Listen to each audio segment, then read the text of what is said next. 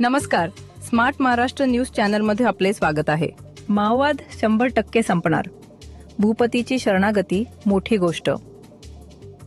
CM फडणवीसांनी केले पोलिसांचे अभिनंदन।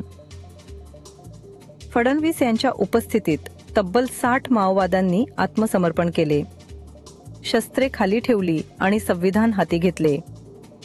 माओवाद संपूर्णपणे संपुष्टात आणण्याची सुरुवात गडचिरोली, महाराष्ट्राने केली।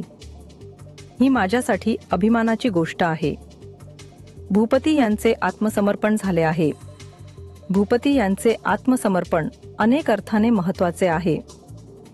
गेल्या काही वर्षात पंतप्रधान नरेंद्र मोदी आणि केंद्रीय गृहमंत्री अमित शहा यांनी माओवादाबाबत घेतलेली भूमिका आणि आखलेल्या योजना याचा परिपाक म्हणून आत्ताच्या घडीला देशातून मोठ्या प्रमाणात माओवादाचे उच्चाटन आहे, असे प्रतिपादन राज्याचे मुख्यमंत्री देवेंद्र फडणवीस यांनी केले। एक प्रकारचं आयडिओलॉजिकल माइंडसेट असलेला अशा प्रकारचा व्यक्ती त्यांनी सरेंडर करणं आणि त्यांच्यासोबत 61 अतिशय वरिष्ठ अशा प्रकारच्या माओवाद्यांनी संपूर्ण शस्त्रांसहित या ठिकाणी सरेंडर करणं ही देशाच्या इतिहासातली एक अत्यंत मोठी गोष्ट आहे, हे या ठिकाणी नमूद केलं पाहिजे।